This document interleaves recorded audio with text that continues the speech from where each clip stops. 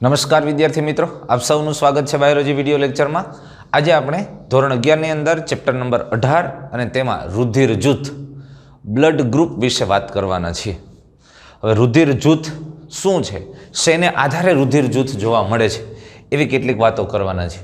મનુષ્યના રુધિર જૂથની વાત કરીએ, પણ આપણને એમ થાય એમાં કેવી રીતે જૂથ? આમ જોઈએ તો બધું સરખું લાગે છે। કોઈ પણ એક મનુષ્યને લાગ્યું, બીજાને લાગ્યું, એના લોહીને જોઈએ, એનું રુધિર જોઈએ તો સરખું લાગે। આ દેખાવમાં સરખું છે, છતાં એ ઘણી બધી રીતે જુદું પાડી શકાય છે અને એની કેટલીક બાબતોની આપણને ખબર છે અને બાકીનો આપણે અભ્યાસ કરવાના છીએ। હવે મનુષ્યના રુધિરને કેટલીક બાબતોમાં જુદું પડે છે, ભલે એ દેખાવમાં એક સરખું હોય અને એક સરખું હોવા છતાં એ ઘણી બધી બાબતોમાં જુદું પડે છે। તો મનુષ્યના રુધિરને વિવિધ પ્રકારોને આધારે એ જુદા જુદા જૂથોમાં વર્ગીકૃત કરવામાં આવ્યું છે। તો રુધિરને વિવિધ પ્રકારોના જૂથમાં વર્ગીકૃત કરવામાં આવે છે। હવે એક અગત્યની વાત અહીંયા આપણા માટે એ છે કે વિવિધ પ્રકારોના જૂથમાં ખરેખર મનુષ્યના રુધિર છે, એ રુધિર જૂથ એ 30 પ્રકારના રુધિર જૂથ છે। લ્યો, 30 પ્રકારના। હવે ખરેખર બ્લડ ગ્રુપની આપણે વાત કરીએ તો 30 પ્રકારના બ્લડ ગ્રુપ મળી આવે છે। એમાંથી આપણે તો મુખ્ય 2 પ્રકારના બ્લડ ગ્રુપની જ વાત કરીએ છીએ।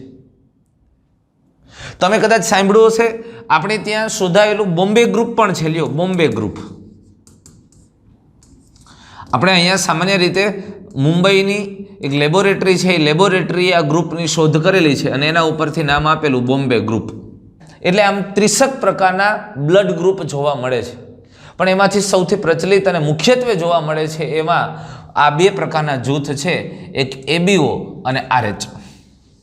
આ બહોળા પ્રમાણમાં વિશ્વભરમાં ઉપયોગમાં લેવાય છે, એબીઓ ગ્રુપ અને આરએચ ફેક્ટર। હવે કાં તો બ્લડ ગ્રુપ એ છે, કાં તો રુધિર જૂથ બી છે, કાં તો ઓ છે અને કાં એબી છે। પણ આ 3 ચોક્કસ ઘટકોને આધારે આપણે ગ્રુપ પાડેલા એબીઓ જૂથ કહેવામાં આવે। પછી આ આરએચ ફેક્ટર એની હાજરી છે કે નથી, એટલે આપણે ઘણી વખત બ્લડ ગ્રુપ પોઝિટિવ છે કે નેગેટિવ એની વાત કરીએ છીએ, એ આરએચને આધારે નક્કી થાય છે। એટલે મુખ્ય રુધિર જૂથ છે, એ રુધિર જૂથ 2 પ્રકારના, એક એબીઓ જૂથ અને આરએચ પ્રકારના જૂથ હોય છે। અને જે વધારે પ્રમાણમાં વિશ્વભરમાં આ 2 પ્રકારની પદ્ધતિ, આ બ્લડ ગ્રુપની આ 2 મુખ્ય મેથડ છે, એનો ઉપયોગ કરવામાં આવે છે। તો એબીઓ જૂથ અને આરએચ જૂથની વાત કરીએ તો સૌથી પહેલાં એબીઓ જૂથની આપણે વાત કરીએ। તો એબીઓ જૂથ ખરેખર કેવી રીતે નક્કી થાય છે કે ભાઈ બ્લડ ગ્રુપ એબીઓ કેવી રીતે ગ્રુપ નક્કી કરવામાં આવે છે? તો વાસ્તવમાં અહીંયા અગત્યની બાબત એ છે કે બ્લડ ગ્રુપ જે નક્કી કરવામાં આવે છે, એ રક્તકણ ઉપર આવેલા એક ચોક્કસ અને વિશિષ્ટ પ્રોટીન, એ પ્રોટીનને એન્ટીજન તરીકે ઓળખવામાં આવે છે। અહીંયા થોડીક બાબત આપણે વાત કરી લઈએ। સામાન્ય રીતે એન્ટીજન અને ગુજરાતીમાં પ્રતિજન પણ કહેવામાં આવે છે। એન્ટીજન એટલે આને 2 રીતે વ્યાખ્યાયિત કરી શકાય। કોઈ પણ આ રક્તકણ કે એની ઉપર આવેલું એક વિશિષ્ટ પ્રોટીન છે, એને એન્ટીજન તરીકે ઓળખાય છે। આ ઉપરાંત આપણા શરીરમાં કોઈ પણ બહારનું કણ કોઈ રોગકારક આવે તો એને પણ એન્ટીજન તરીકે ઓળખવામાં આવે છે। પણ અહીંયા રક્તકણ ઉપર આવેલા, એના કોષરસ પટલ ઉપર આવેલા એક વિશિષ્ટ પ્રોટીન છે, એ પ્રોટીનને આપણે એન્ટીજન તરીકે ઓળખીએ છીએ। અને એ એન્ટીજન, એ પ્રોટીનની હાજરીને આધારે બ્લડ ગ્રુપ પાડવામાં આવે છે। એટલે વાતને ધ્યાનથી સમજો। બ્લડ ગ્રુપની અંદર મહત્વની બાબત એક એ લેવામાં આવે, રક્તકણ અને એના કોષરસ પટલની સપાટી પર આવેલા વિશિષ્ટ પ્રોટીન, એ પ્રોટીન કયા પ્રકારનું છે એને આધારે ગ્રુપ પાડવા। તો સામાન્ય રીતે મોટા ભાગના વ્યક્તિની અંદર રક્તકણની સપાટી ઉપર મુખ્ય 2 પ્રકારના પ્રોટીન જોવા મળે છે અને એને આધારે બ્લડ ગ્રુપ પાડવા। માનો કે એ રક્તકણની સપાટી ઉપર આ જે પ્રોટીન જોવા મળ્યું છે એ પ્રકારનું છે અને એટલે આપણે એને નામ આપીએ છીએ એન્ટીજન એ। અહીંયા જે આ રક્તકણની સપાટી ઉપર આવેલું પ્રોટીન છે, એન્ટીજન એ છે, એટલે એને કેપિટલ એ થયું। માનો કે આ બીજા કેટલાક કોષો એવા છે કે એના રક્તકણની સપાટી ઉપર એન્ટીજન પ્રોટીન એ નથી, એટલે કે એમાં વિશિષ્ટ બીજું પ્રોટીન આવેલું છે, એની જુદા પ્રકારનું છે અને નામ આપ્યું એન્ટીજન બી। અને કેટલાક રક્તકણ એવા છે કે એના રક્તકણની સપાટી ઉપર એન્ટીજન છે જ નહીં, અને કેટલાક રક્તકણ એવા છે કે એના રક્તકણની સપાટી ઉપર એન્ટીજન એ છે અને બી છે। તો અહીંયા એ અને બી બંને હાજર જોવા મળે છે। સમજાય છે આ વસ્તુ? તો અહીંયા ખરેખર એબીઓ જૂથ એ આરબીસી એટલે રક્તકણની સપાટી ઉપર આવેલા 2 એન્ટીજન પ્રતિજનની હાજરી અને ગેરહાજરી ઉપર આધારિત છે. જો એ હાજર છે કે નથી એને આધારે આ રુધિર જૂથ ABO આપવામાં આવ્યું છે. એટલે જ્યારે તમે સમજી લ્યો કે જે રક્તકણની સપાટી ઉપર એન્ટીજન A, આ એક વિશિષ્ટ પ્રકારનું પ્રોટીન છે. કોષરસ પટલમાં આપણને ખબર, કોષરસ પટલમાં દ્વિસ્તરીય લિપિડને પ્રોટીન આવેલું હોય, તો આમ બહારની તરફ આવેલું પ્રોટીન એ વિશિષ્ટ પ્રોટીન એન્ટીજન A તરીકે ઓળખાણું. તો જે રક્તકણ એન્ટીજન A પ્રોટીન ધરાવે છે, તો એવા વ્યક્તિના રુધિરને નામ આપવામાં આવ્યું બ્લડ ગ્રુપ A. એટલે જે વ્યક્તિના રુધિરમાં આવેલા રક્તકણ એની સપાટી ઉપર આવા પ્રકારના એન્ટીજન A આવેલા છે, તો એનું બ્લડ ગ્રુપ A થાય.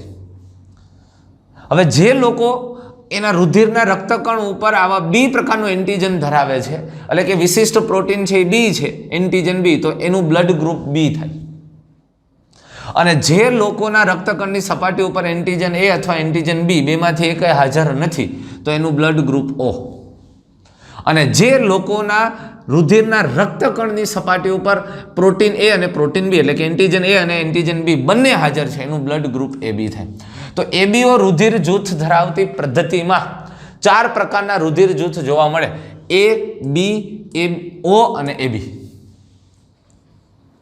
A, B, AB અને O, અથવા તો A, B, O અને AB, આમ 4 પ્રકારના રુધિર જૂથ જોવા મળે.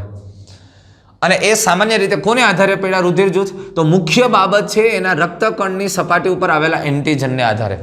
પણ આની સાથે સાથે એક અગત્યની બાબત એ છે કે આ બધાના, આ તમે જુઓ A, B, O અને AB, તો એના રક્તકણની સપાટી ઉપર એન્ટીજનમાં વિવિધતા છે. આ વ્યક્તિ એવો છે કે એના રક્તકણની સપાટી ઉપર એન્ટીજન A છે. આ વ્યક્તિ એવો છે કે એના રક્તકણની સપાટી ઉપર A નથી, B છે. આમાં બેમાંથી એકય નથી, એટલે O છે. અને અહીંયા 2 છે. પણ આવા સમાન રીતે વિવિધ વ્યક્તિઓ છે, વ્યક્તિઓના રુધિરરસમાં પણ બે ભિન્ન પ્રકારના એન્ટીબોડી જોવા મળે છે. એટલે નહીતર આ તો એનું રક્તકણ છે. રુધિરની અંદર આપણને ખબર 2 ઘટકો છે, એક રુધિર કોષો અને રુધિર રસ. તો રુધિર કોષોની અંદર RBC, WBC આ 2 અને ત્રાકકણિકાઓ. આપણે અત્યારે ખાલી RBC ની વાત કરીએ છીએ. અને રુધિર રસ. હવે RBCમાં તો ભિન્નતા છે, કોઈમાં એન્ટીજન A છે, કોઈ ઉપર B છે, કોઈમાં એકય નથી, 2 છે. પણ રુધિર રસમાં કઈ ભિન્નતા જોવા મળે? તો કે હા, આ ABO રુધિર જૂથ ધરાવતા વ્યક્તિઓ છે એના રુધિર રસમાં પણ વિશિષ્ટ ભિન્નતાઓ જોવા મળે છે. શું? એની અંદર આના રુધિર રસમાં કુદરતી એન્ટીબોડી આવેલા છે, ગ્લોબ્યુલિન પ્રોટીન, કુદરતી એન્ટીબોડી. સામાન્ય રીતે એન્ટીબોડી જે બને છે, આ એન્ટીબોડી એ કોઈ પણ રોગકારક પ્રવેશે ને, તો એને મારવા માટે બનતું પ્રોટીન છે એની સાથે જોડાઈને એનું ગઠન કરી નાખે, એને તોડી નાખે.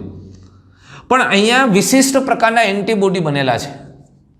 આ કુદરતી પ્રતિદ્રવ્ય, એન્ટીબોડીને ગુજરાતીમાં પ્રતિદ્રવ્ય કહેવાય. એટલે આ જે વ્યક્તિ છે એના રુધિરમાં, રક્તકણમાં તો ભિન્નતા છે, પણ એના રુધિર રસની અંદર પણ કેટલાક ચોક્કસ વિશિષ્ટ પ્રોટીનની હાજરી છે. એ પ્રોટીનને એન્ટીબોડી કહેવામાં આવે છે. અને આ એન્ટીબોડી એન્ટીજન સાથે પ્રતિક્રિયા કરી શકે છે, એન્ટીજન સાથે જોડાઈ શકે છે. તો રુધિર રસની અંદર શું આવેલું છે? એન્ટીબોડી. હવે જો રુધિર કોષોમાં RBC ઉપર શું આવેલું છે? ચોક્કસ વિશિષ્ટ પ્રોટીન, એને શું કીધું? એન્ટીજન. અને રુધિર રસમાં આ એન્ટીજન સાથે જોડાઈ શકે એવા વિશિષ્ટ પ્રકારના પ્રોટીન આવેલા છે, જેને આપણે એન્ટીબોડી કહીએ છીએ. આ ઉપરાંત આપણા શરીરમાં બીજા એન્ટીબોડી પણ બને છે, જે રોગકારકો સામે લડે એવા એન્ટીબોડી WBC દ્વારા, એટલે કે લસિકા કોષો દ્વારા આવા એન્ટીબોડી બને છે. પણ અહીંયા ઓલરેડી કુદરતી જ રુધિર રસની અંદર પહેલેથી બનેલા છે, એ એન્ટીબોડી એન્ટીજન સાથે જોડાઈ શકે છે. તો આવા એન્ટીબોડીની હાજરી સામાન્ય રીતે રુધિર રસમાં હોય, તો એ વ્યક્તિના રુધિર રસમાં એન્ટીબોડીમાં પણ થોડી ભિન્નતા જોવા મળે છે. એટલે ABO રુધિર જૂથ ઉપર અસર કરતા મહત્વની 2 બાબતો છે. એક RBC ઉપર આવેલા એન્ટીજન, અને બીજું રુધિર રસની અંદર આવેલા એન્ટીબોડી પ્રતિદ્રવ્ય.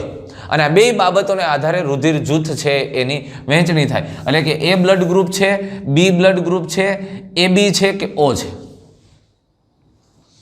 હવે જુઓ, સામાન્ય રીતે આ એન્ટીજનની હાજરીને કારણે A, B, AB અને O, આમ 4 રુધિર જૂથોમાં એન્ટીજન અને એન્ટીબોડીનું વિતરણ થઈ શકે છે.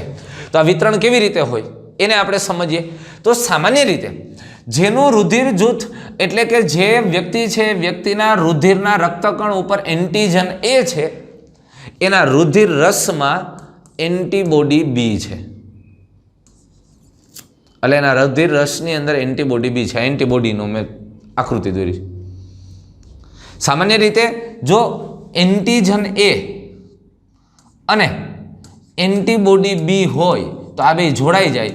અહીંયા તમને ખબર છે એક વસ્તુ આપણે આવી જ રીતે દોરી, આ રક્તકણ, આ એન્ટીજન એ, અને એમાં જ જો એન્ટીબોડી એ આવેલું હોય તો આ એન્ટીબોડી એ આ રક્તકણના એન્ટીજન સાથે જોડાઈ જાય અને આ રક્તકણ અને રક્તકણ ઉપર આવેલું એન્ટીજન એ અને એન્ટીબોડી એ બે જોડાઈ જાય એટલે રુધિર ગંઠાઈ જાય અને અંદર રુધિરની ગાંઠો થઈ જાય, વ્યક્તિનું મૃત્યુ થઈ જાય.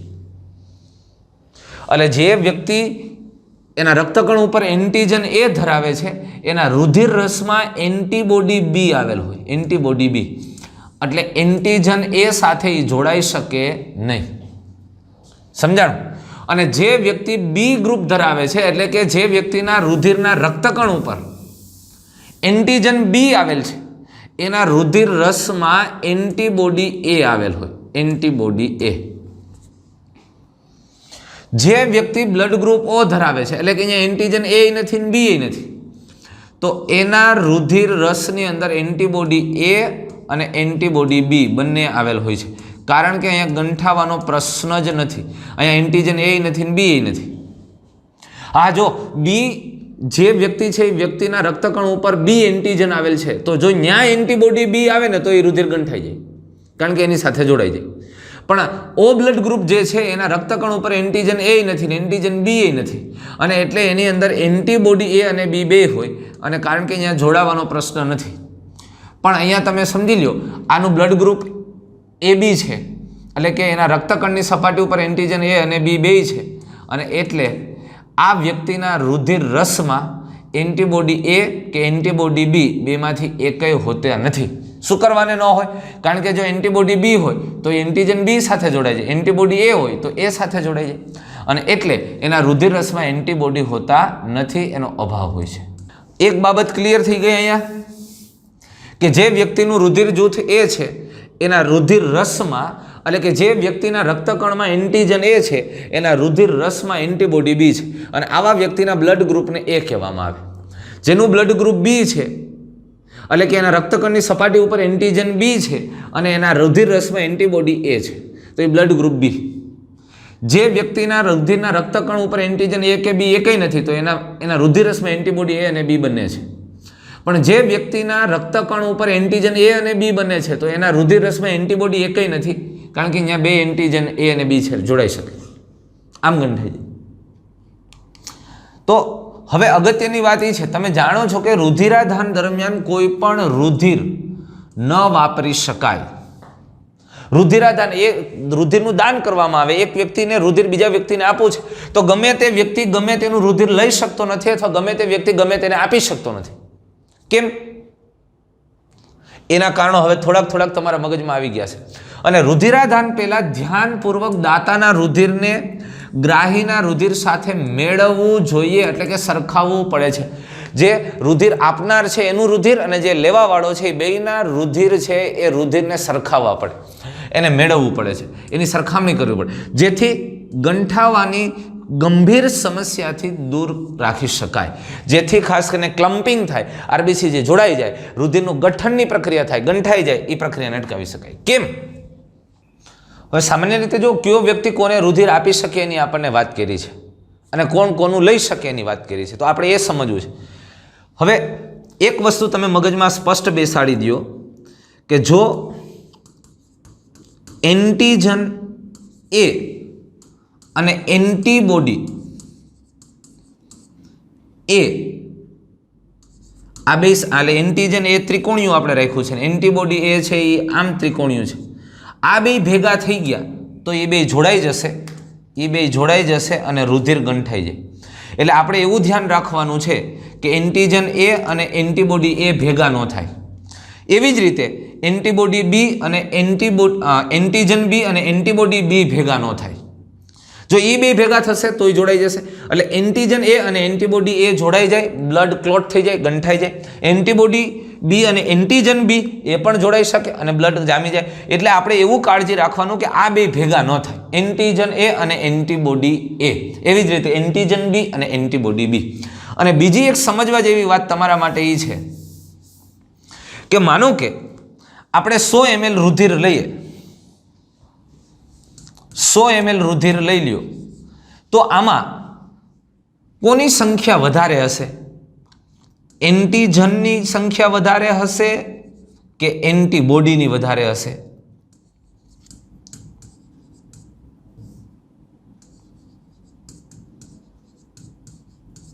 હવે એક વસ્તુ તમે સમજી લો, એન્ટીજન છે ને એ રક્તકણ ઉપર આવેલા છે. તો રક્તકણની સંખ્યા તમને ખબર, 1 ml રુધિરમાં અથવા 1 mm³ ની અંદર 50 થી 55 લાખ રક્તકણ છે. જ્યારે એન્ટીબોડી છે ને એ રુધિર રસમાં આવેલા છે. એટલે એન્ટીબોડી રુધિર રસમાં દ્રાવ્ય છે, એ પ્રોટીન સ્વરૂપે, એની સંખ્યા ઓછી. એટલે એન્ટીજનની સંખ્યા એન્ટીબોડી કરતાં ખૂબ જ વધારે હોય છે.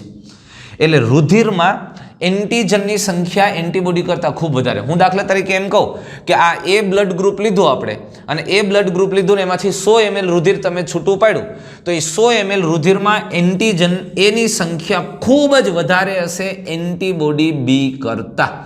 હા, એ ગ્રુપ હોય તો એમાં એન્ટીબોડી બી હોય ને. એટલે વાત ધ્યાનથી સમજો કે કોઈ પણ વ્યક્તિ છે, એ વ્યક્તિના રુધિરમાં એન્ટીજનની સંખ્યા એન્ટીબોડી કરતાં ખૂબ વધારે, કારણ કે એન્ટીજન રક્તકણ ઉપર આવેલા અને એન્ટીબોડી છે રુધિર રસમાં દ્રાવ્ય સ્વરૂપે છે. એટલે એન્ટીબોડી કરતાં એન્ટીજનની સંખ્યા ખૂબ વધારે છે. હવે જેનું રુધિર જૂથ એ છે, તો એના રક્તકણ ઉપર એન્ટીજન એ અને એના રુધિર રસમાં એન્ટીબોડી બી. જેનું રુધિર જૂથ બી છે, એના રક્તકણ ઉપર એન્ટીજન બી અને એના રુધિર રસમાં એન્ટીબોડી એ. અને જેનું રુધિર જૂથ ઓ છે, એના રક્તકણ ઉપર એક એન્ટીજન છે જ નહીં અને એના રુધિર રસમાં એન્ટીબોડી એ અને બી બંને છે. અને જેનું બ્લડ ગ્રુપ રુધિર જૂથ એ બી છે, એના રક્તકણ ઉપર એન્ટીજન એ અને બી બંને છે. જેનું રુધિર જૂથ એ બી છે, એના રક્તકણ ઉપર એન્ટીજન એ અને બી બંને છે, પણ એના રુધિર રસમાં એક એન્ટીબોડી નથી. આટલું ક્લિયર છે. આપણે એ ધ્યાન રાખવાનું છે કે જ્યાં એન્ટીજન એ હોય ત્યાં એન્ટીબોડી એ ન આવી જાય રુધિર ચડાવતી વખતે. જ્યાં એન્ટીજન બી હોય ત્યાં એન્ટીબોડી બી ન આવી જાય. અને બીજું ખાસ કરીને કાળજી, સૌથી મોટી જો કાળજી રાખવાની હોય ને રુધિર ચડાવતી વખતે, તો વ્યક્તિની અંદર આ ધ્યાન રાખવાનું કે જે વ્યક્તિને પોતાનું ગ્રાહી વ્યક્તિ છે, એ માનો કે એ રુધિર જૂથ ધરાવે છે, ગ્રાહી વ્યક્તિ છે એ રુધિર જૂથ ધરાવે, તો ગ્રાહી વ્યક્તિના રુધિર રસની અંદર એન્ટીબોડી બી હોય, એન્ટીબોડી બી હોય. તો આપણે ખાસ કાળજી એ રાખવાની છે કે ગ્રાહી વ્યક્તિ છે એના પોતાનું રુધિરનો જથ્થો વધારે થાય. રુધિરનો જથ્થો વધારે હોય એટલે એના શરીરની અંદર આપણે રુધિર, એ ગ્રુપ વાળા વ્યક્તિને રુધિર ચડાવવાનું છે. એટલે એ ગ્રુપ વાળો વ્યક્તિ છે એ ગ્રાહી વ્યક્તિ છે. તો સામાન્ય રીતે ગ્રાહી વ્યક્તિ છે એની પાસે પોતાનું રુધિરનો જથ્થો હોય જ, લગભગ 4 લીટરની આસપાસ તો હોવાનો જ જથ્થો. અને જે ચડાવવાનું છે, જે દાતા છે, એ દાતાનું રુધિર છે એ કેટલું હોય? 300 ml હોય. સમજાય છે વસ્તુ? દાતા છે એ એક પછી બ્લડ બેગ ચડાવે તો 300 ml, બીજું 300 ml, આમ ચડાવવાનું. પણ સૌથી વધારે રુધિરનો જથ્થો કોનો હોય? ગ્રાહી વ્યક્તિનો હોય. મને માનો કે બ્લડ ગ્રુપ મને લોહી ચડાવવાનું આવ્યું, તો મારું પોતાનું રુધિરનો જથ્થો જ વધારે રહેવાનો છે. તો ગ્રાહી વ્યક્તિ છે એનું રુધિર વધારે હોય અને ચડાવનારનું વ્યક્તિ છે એનું રુધિર ઓછું હોય. તો ખાસ આપણે ધ્યાનમાં એ રાખવાનું છે કોઈ કેનું રુધિર ચડાવી શકાય, તો કે જે ગ્રાહી વ્યક્તિ છે એની અંદર એના રુધિરના રુધિર રસમાં એન્ટીબોડી ક્યાં છે? તો કે આના રુધિરમાં એન્ટીબોડી બી છે. તો આપણે ખાસ કાળજી રાખવાની કે હવે દાતા કેવો નહીં ચાલે, આના રુધિરમાં એન્ટીબોડી બી છે, તમે સમજી લો. તો રુધિર રસમાં એન્ટીબોડી બી છે, તો આપણે કોઈ પણ એન્ટીજન બી વાળું રુધિર નહીં ચાલે. એન્ટીજન બી વાળું રુધિર નહીં ચાલે. એટલે હવે હું તમને એમ કહું કે એ વાળો વ્યક્તિ છે જેનું પોતાનું બ્લડ ગ્રુપ એ હોય, એ કોનું રુધિર લઈ શકશે? એક તો એ વાળાનું લઈ શકે. ઓકે, હાલો, એ વાળાનું લઈ શકે. આ ઉપરાંત બીજા કોનું લઈ શકે? તો કે જેના રુધિરમાં એના રક્તકણ ઉપર એન્ટીજન બી નહીં હોય ને એનું લઈ શકશે.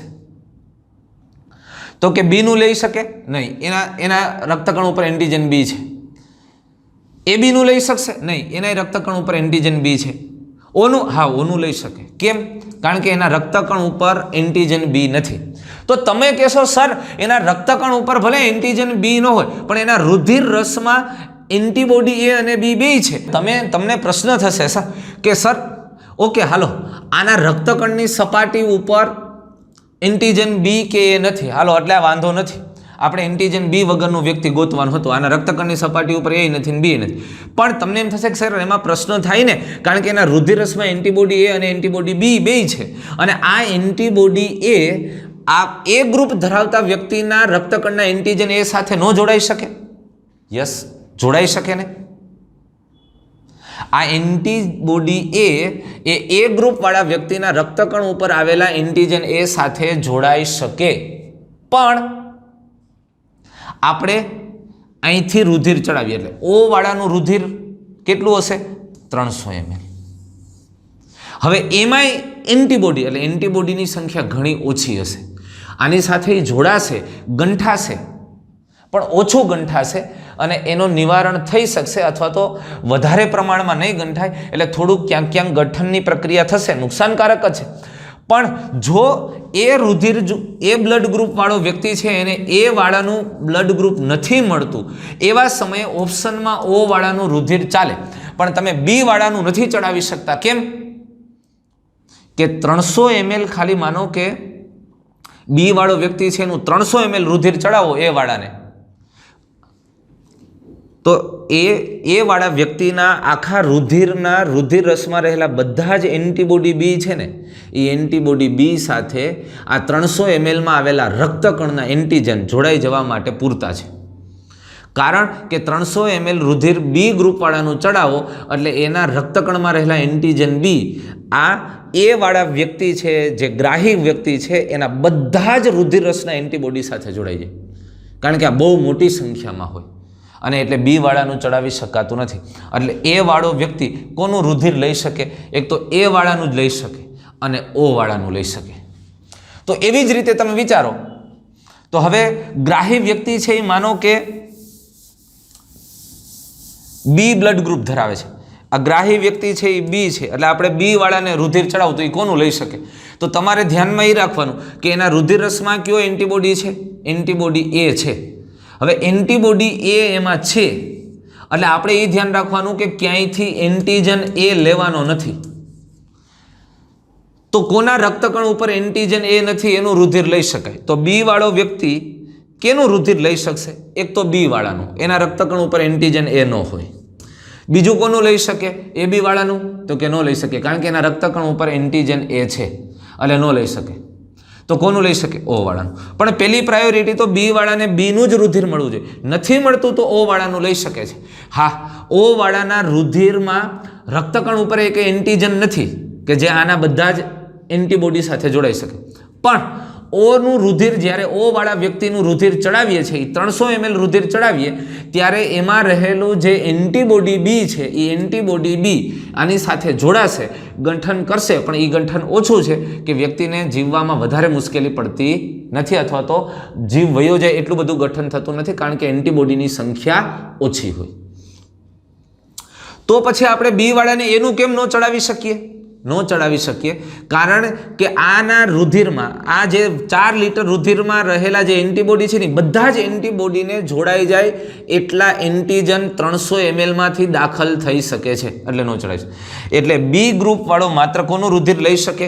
બી અને ઓનું. સમજાય છે આ વસ્તુ? તો ઓ વાળા વ્યક્તિ કોનું રુધિર લઈ શકશે? તો કે જો એના રક્તકણ ઉપર એન્ટીજન એ નથી ને બી નથી, પણ એના રુધિર રસમાં એન્ટીબોડી એ છે અને બી પણ છે.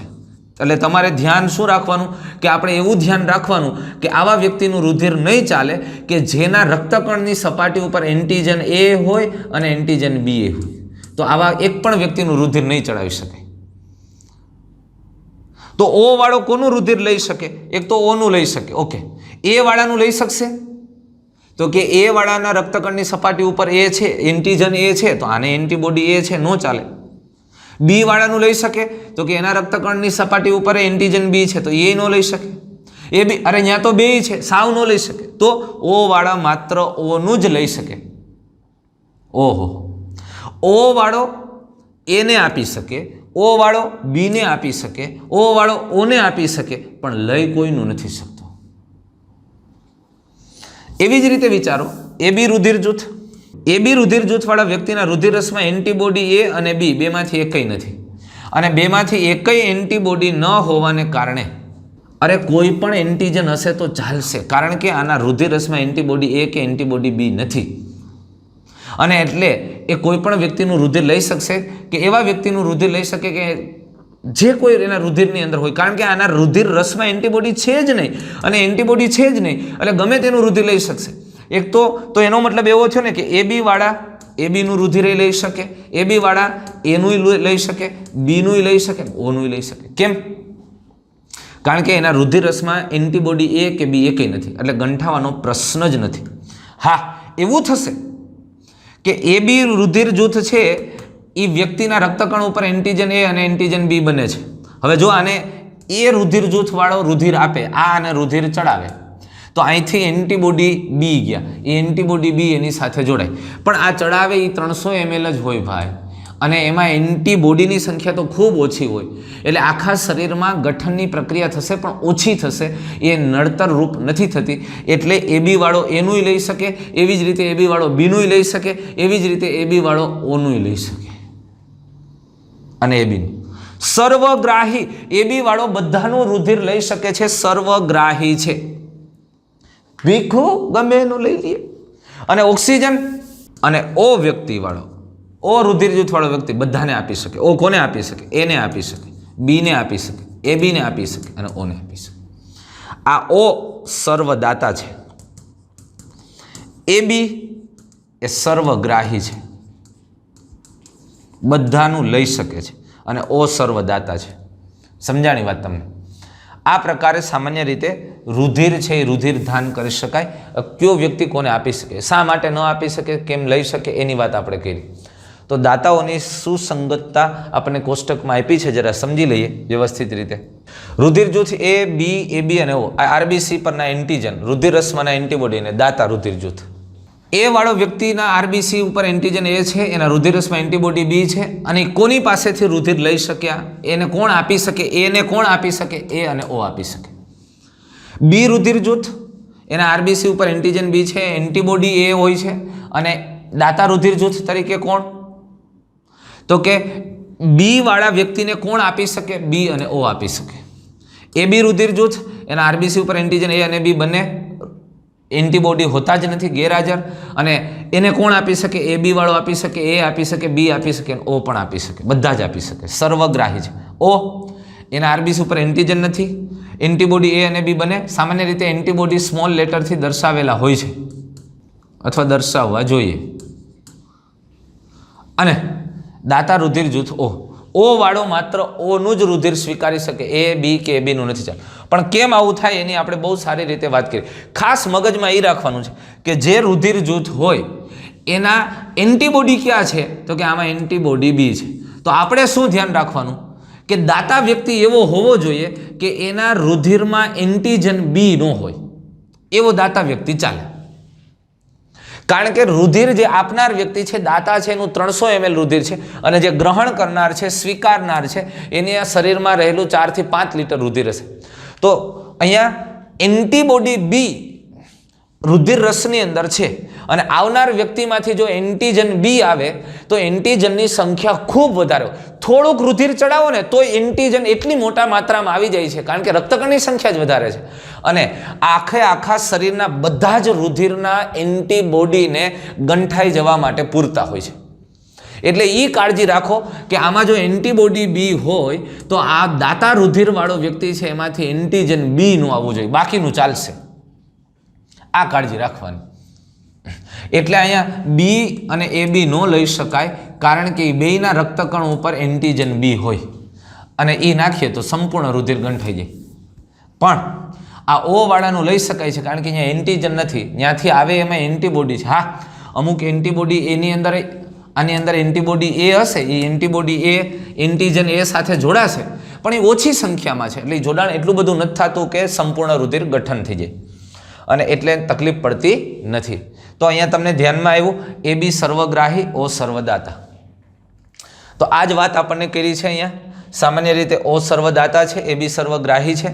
હવે આપણે આરએચ જૂથની વાત કરીએ છીએ. આરએચ જૂથ એક બીજા પ્રકારનું બ્લડ ગ્રુપ આવ્યું. આપણે એબીઓ જૂથની વાત કરી, જેની અંદર રુધિરને 4 જૂથમાં વહેંચી શક્યા આપણે, એ બી, AB અને O. અહીંયા RH જૂથ. આ ખાસ કરીને રુધિર જૂથમાં RH જૂથ છે ને એના ઉપર લેન્ડ સ્ટીનર અને વિનર નામના વૈજ્ઞાનિકોએ અભ્યાસ કર્યો. અહીંયા પણ આવું જ જોવા મળ્યું કે રક્તકણની સપાટી પર એક વિશિષ્ટ પ્રોટીન એન્ટીજન જોવા મળતું હતું. એ વિશિષ્ટ જે પ્રોટીન છે એ પ્રોટીનને નામ આપ્યું RH ફેક્ટર. RH ફેક્ટર અથવા તો RH કારક. તો અહીંયા એક વિશિષ્ટ એન્ટીજન છે RH. અને જે મોટા ભાગના લોકોમાં મનુષ્યમાં લગભગ 80% મનુષ્યની અંદર રક્તકણની સપાટી ઉપર જોવા મળે છે. આ વિશ્વની અંદર વાત છે. ભારતની અંદર જો હું વાત કરું ને તો ભારતની અંદર 87% લોકો RH ફેક્ટર એના રક્તકણ ઉપર ધરાવે છે અને 3% લોકો એવા છે કે જેની અંદર રક્તકણ ઉપર એન્ટીજન RH નથી.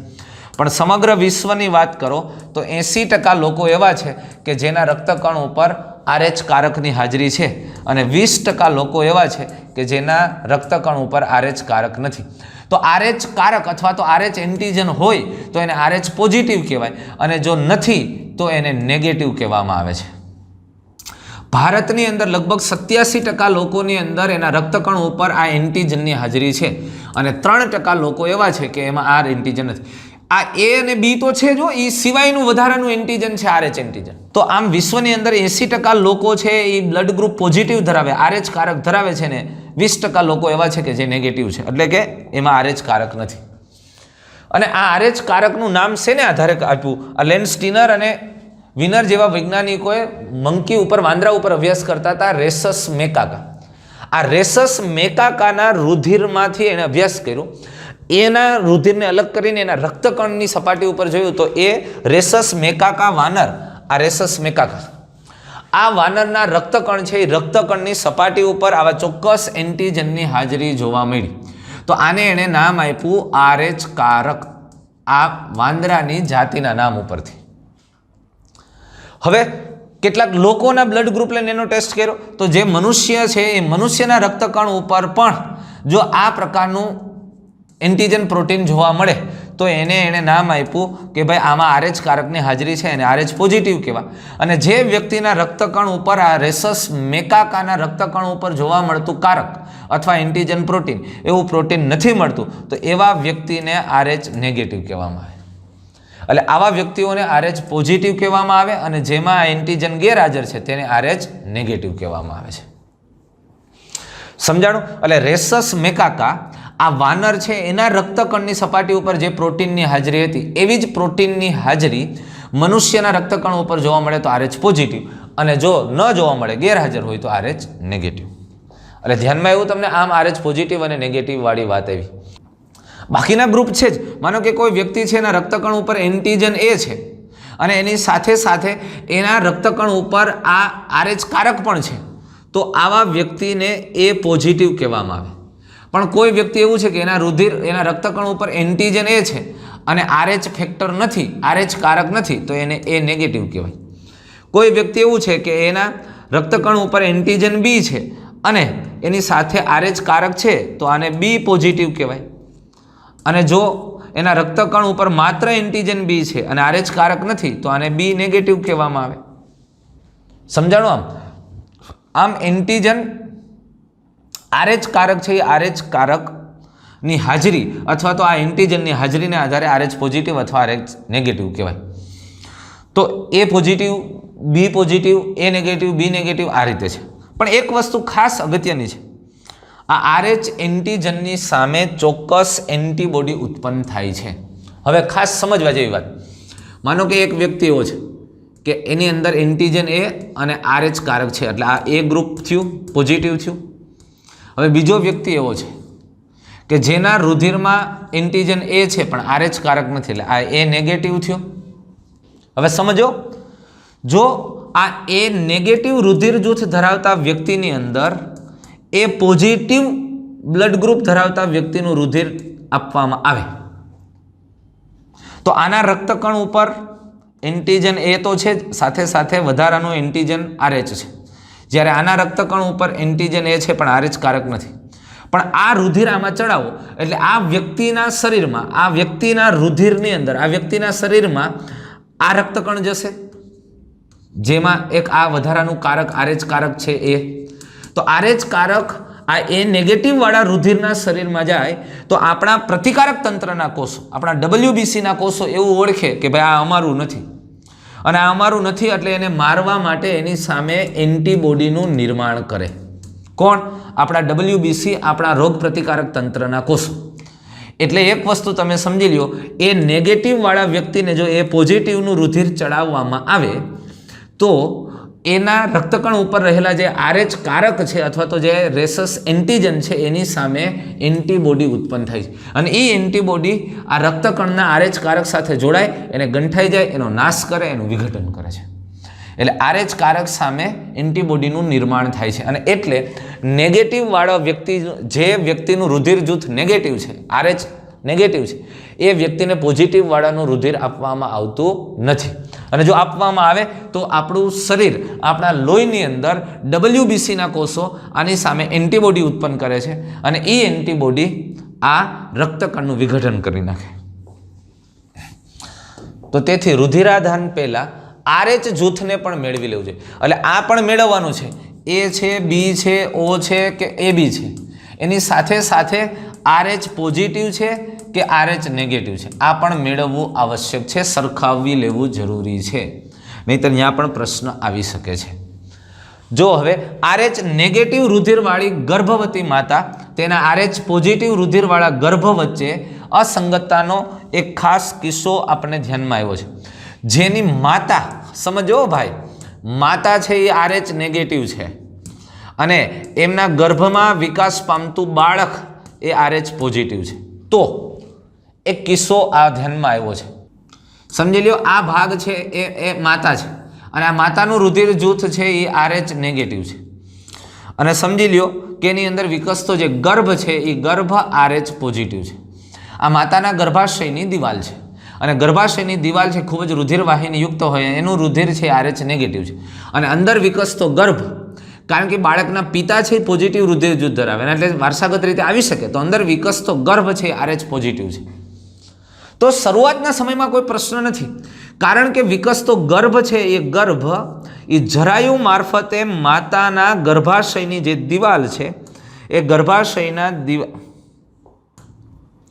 માતાના ગર્ભાશયની જે દિવાલ છે એના રુધિરના સંપર્કમાં આવે. એટલે માતાનું રુધિર જૂથ, અહીંયા જે રુધિર છે એ રુધિર કેવા છે? RH નેગેટિવ છે, એના રક્ત. અહીંયા કેવું છે?